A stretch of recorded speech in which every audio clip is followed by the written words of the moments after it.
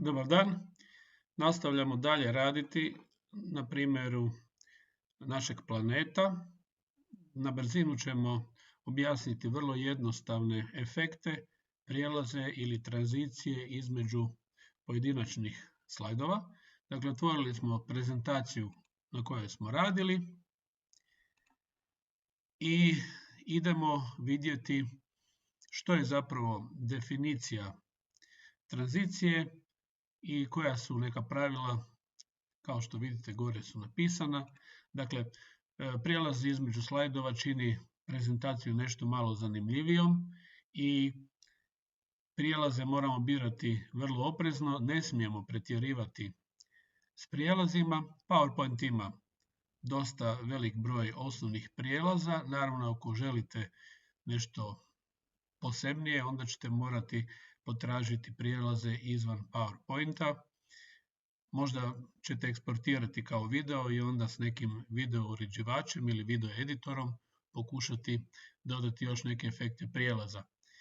Jedan prijelaz se može primijeniti na sve slajdove ili možemo na pojedinačne slajdove, a također možemo svakom prijelazu pridružiti jedan slajd ili svakom slajdu pridružiti jedan prijelaz.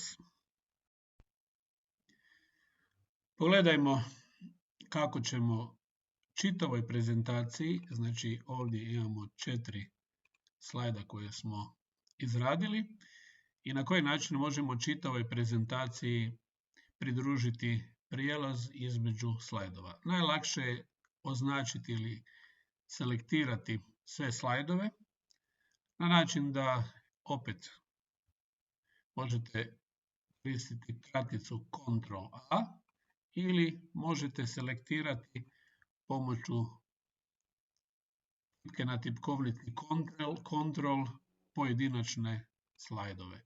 Možemo naravno, kao što je pravilo u dosta velikom broju operacija koje radimo unutar Windows operacijskog sustava, možemo označiti prvi element u nizu i pomoću tipke Shift, dakle pritisnemo tipku Shift, kliknemo na zadnji slajd u prezentaciji.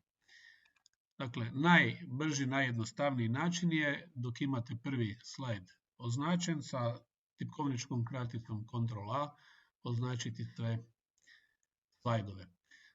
Nakon toga prelazimo u izbornik prijelazi gdje vidimo koje sve prijelaze možemo ili tranzicije možemo primijeniti na svaki slajd pojedinačni ili zapravo na čitavu prezentaciju sa svim njezinim slajdovima. Naravno, ovo nisu svi slajdovi, imamo ih još. Kao što ste vidjeli, kliknemo na komandu više i otvori nam se izbor još većeg broja prijelaza. Na nama je samo odlučiti koji prijelaz želimo iskoristiti. Ja ću prikazati ovdje vrlo jednostavan prijelaz, a na vama je da do kraja sata pregledate sve ostale prijelaze i pronađite neki svoj najljepši, najbolji. Dakle, ovdje smo označili da na slajdu ili na svim slajdovima nema prijelaza.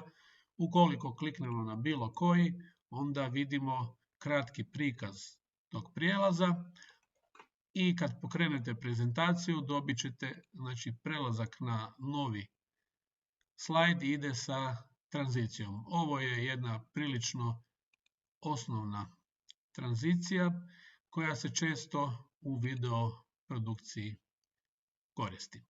Evo, ukratko, otvorite svoju PowerPoint prezentaciju kao zadatak i do kraja sata pokušajte pregledati koje sve prijelaze imate.